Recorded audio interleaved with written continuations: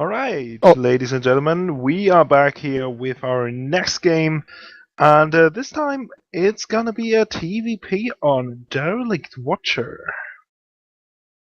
yes, it is. And this is a map that most people hate, so I'm surprised that they chose it, but I'm not sure how the choosing works in this, actually, now that I think about it. Is it a rotation of some description? Yeah, I think we believe that it is. Anyway, spawning in the top right-hand corner, coming off the back of a very convincing win, is Ace Crank. Purple Terran, top right. And spawning in the bottom left side, we have our red Protoss player, former Poison Hearts member, and he goes by the name of Gia, former Jade. Indeed he does. So, TVP again. Sorry, again, this is the first one, isn't it? TVZ last time. So that's good to see something else. But we've seen two crazy builds so far. Two things I've never seen before, that's for sure. The huge Blink Stalker, I wouldn't call it an all-in, but it was definitely a timing he was going for. He got the +2 and then just went for it with huge amounts of Stalkers. And then we saw some really heavy production mech play going for more mass mech than just, exchanging really nicely. Yeah, it's actually pretty cool that we see all kinds of matchups right now, and this time it's going to be this TVP on Derelict Watcher. I'm very excited to see what Crank has in store this time. Probably not mech this in this particular matchup, but yeah, maybe some more of a macro style he's used to go for. Yeah, well, I'm not too familiar with either player, but obviously has some amazing macro style that, as I mentioned, his getting all those production facilities up was really surprising. Usually, the mech plays from 3 or 4 production facilities and just making sure that you exchange well, but he kind of went like a bio style mech, which was really cool to see. Yeah, I mean, Macintosh is something. Yeah, it is some kind of style for itself where you don't play too aggressive, but it really depends on positions and how you set up your economy very early on. So yeah. Let's see if he can actually pull this off. This would be, of course, very exciting to see against a Protoss player. But as you have a really good mobility as a Protoss player, if you go for like Warp Prism play and put your pylons everywhere, I think mech play is quite hard. I think just in general, units, Protoss have such good answers to armored units that it'd be kind of disastrous, as we saw in Code S, I believe it was, or maybe WCS Korea, when I think it was, can't remember the Terran player, but he went full mech against SOS, and it was disgustingly one-sided. He learned quickly. Yeah, one of the mech plays I was experiencing was and casting was Goody versus Stardust, and Stardust was handling it so well, going constant counter aggression against the mech style from Goody, and going for the base trade, and yeah, it worked in his favor. Yeah, well, anyway, so we do see the Reaper did get up in the base. He saw pretty much everything, but got chased away. He's scouting the third. There's an SCV park there for some reason, probably to do a block, but it's at the point in the game where blocks are kind of useless. We do see the Robo coming down very quickly, probably in answer to maybe scouting the Widow Mines or just being terrified of them, as all Protoss players are. Right, yeah, so fairly standard openers we do see from both the players, and we do see some mines here as well.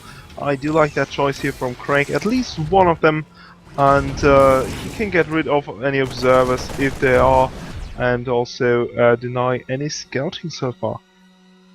This is a similar opening to what Crank did the last game, but his transition was just superb. It was early Marine tank, just to give himself a bit of security, and then really tech switched really heavily into mech.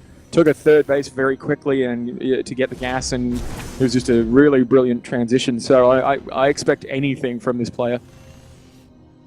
Crank is building a single Hellion. He definitely has some interesting army compositions, say the least, and this Hellion will provide him a little bit of map control here. And Jaya, he went for a proxy pilot here at the third base. Will be using this for scouting most likely, but can warp in aggressively later on.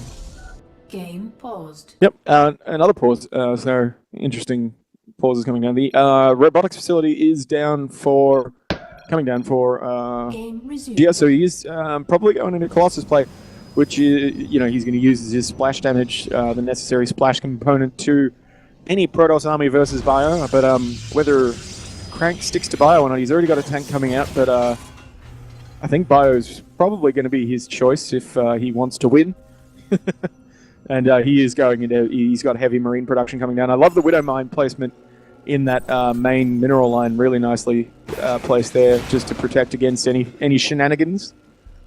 Oh, that observer was pulled back here in the very last second, and it still didn't see too much information. Didn't get too much information, but saw the siege tank. So it's a little bit suspicious what is actually going on. And Crank, he might actually go for the one-on-one attack, and just now he's even adding a tack lab here onto his starboard.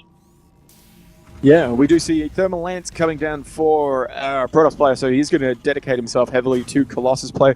+1 ground weapons is going to help that out very much. Hellion gets up into the main base completely uncontested, gets a full scan out. He's going to see everything that's going on. A Stalker being warped in next to the cannon, but that Hellion just paid for itself, getting that massive scout off. And we do see the switchover and another factory and the armory coming down. So I'm going to bet Hellbats because they'll work really nicely with this composition.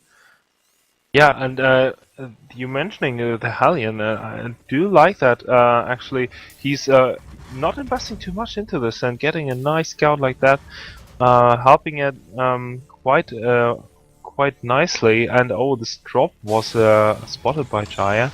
So I don't know how much damage this will do to the third base that is coming up from Jaya. Yeah, well, as it's got Widow Mines in it, I'd imagine he can get just about... Oh, no, there is no Widow Mines. It's all Marines. That's strange, given that he's got Widow Mine production up. Usually you drop Widow Mines on Protoss because it's so effective early game, but these Marines get in and they're going to force the cancellation fairly quickly. We do have a couple of Stalkers, but it's not going to be enough. Oh, he packs up and goes home. That's surprising. Oh, that is a little bit scary here. Doesn't want to lose it. Wants to let the... Fred, there still be maybe later on he can drop onto this, and as we're seeing, he is actually going for a mech play. Yeah, so that's ballsy. I got to give him some credit. That's really interesting. And he does snipe off that the turret. So what's he got in store? I don't think there's a Dark Shrine out, so he's Zealot legs coming down, and he gets the turret back up. Kind of a waste of that pylon, given that it was hidden there in the third base. He probably could have waited out a bit and got a bigger warp in, but he is putting a lot of production into the Colossus, so maybe didn't want to lose the resources. Templar Archives coming down, so he's going to go Templar and Colossus. That's going to be devastating, even against mech play. Absolutely, the Colossi are in fact pretty good against this kind of style Crank is going for, and the Observer is seeing it. The Observer is seeing the units, and he will know eventually about the arm composition here from Crank, but still Crank did a nice job here being some drop and killing off some 8 of these workers. Yeah, that's really interesting. A very efficient drop there, but losing it in the end given the Stalkers. But he is massing these Vikings, and they're going to hurt those Colossus. And if you can pin those Colossus back and kill a few of them off before the engagement happens, then he'll take this game. We do have Archons coming in, and Storm is on the way. Storm researches fairly quickly, so if there's any engagement coming up in the near future, I think he probably will have a few Storms, but I don't think it's going to make much of a difference. So yeah, let's see how this is going to work out here for Jaya. I do like his army composition, but he is a little bit lacking of some Immortals, and just now adding another Robo, he really needs some more Immortals against his army composition here from Crank. He has some good answer to the Hellbats, but getting more and more siege tanks and as well as some Thors, this might be devastating. And oh, that drop here with Hellbats got almost denied here by Jaya completely, but one more worker kill here in the middle of the map, denying another pilot. I think that might be the first Hellbat drop in human history that didn't kill a single worker. As you mentioned, another Robo coming down, and we do see Mobius Reactor coming up, so the Ghost production is going to kick into gear. He probably is aware that Immortals and Archons are going to be the answer if he gets scouted, but G is kind of playing his own game. I don't think he's really building a force that's answering Cranks. I think he's just doing what he was going to do anyway, and that Observer perfectly placed to spot this Hellbat drop, so whether he saw it or not, there are no forces moving towards this, so that's unfortunate he didn't see it, but so this Hellbat drop will get a couple of nice shots off. Yes, indeed it does. Getting some shots and killing, oh, almost some more workers, but the cannon's doing the job, and some little... No, it wasn't any harass here by the Protoss player, only scouting with the Hallucinated Phoenix, seeing the army composition, and now he really needs to prepare against this against the siege tank line here. 3 upgrades now on the way, and only +2 attack upgrade here for Crank, and that might be in favor here for our Protoss friend. Yeah, well, I'm really interested to see how this engagement goes. If he gets the siege up, maybe he can take it, but... And the Hellbats will go to town on the Immortals. They can do a lot of damage to the Immortals. And interesting. I don't know how Crank saw him moving out, but he spotted him and he's moved to. He had a Marine at the Watchtower. I've just been told, so that's I didn't see that. But really nicely positioned. Usually nobody controls that Watchtower. And here we go, big engagement. The Mothership Core gets insta-sniped by all those Vikings, but they're a little bit too far ahead, and 2 of them go down from the Stalkers and Archons immediately. So that's going to help.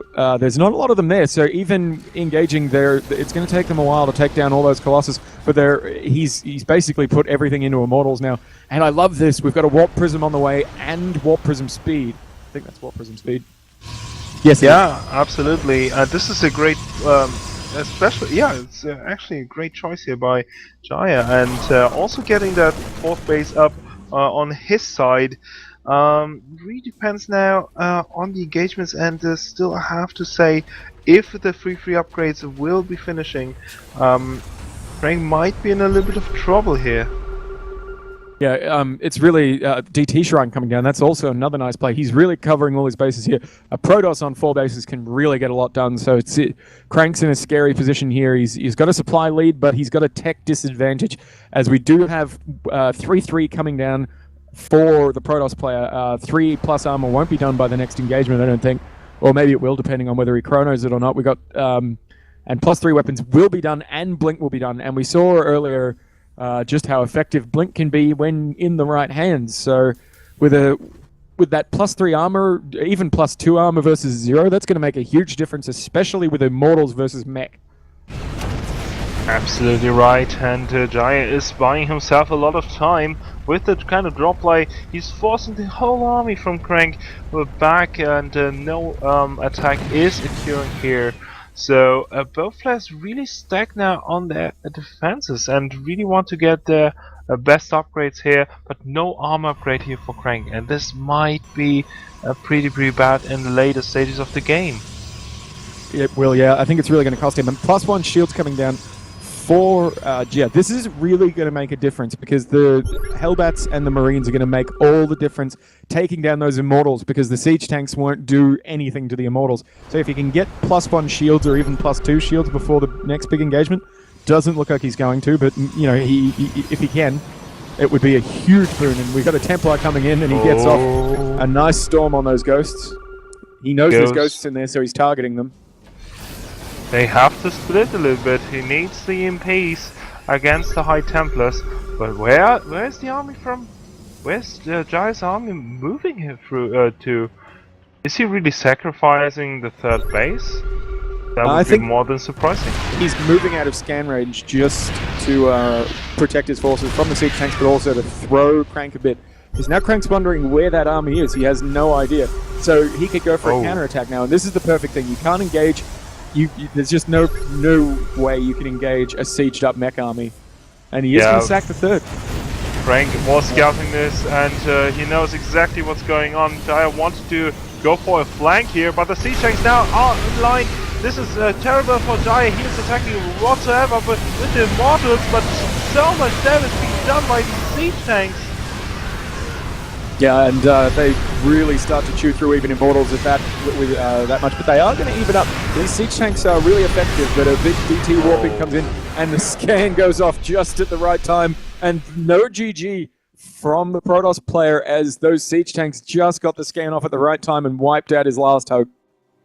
Wow, what a game here from Crank, and he was even researching some nukes. That would be so amazing to see, but no.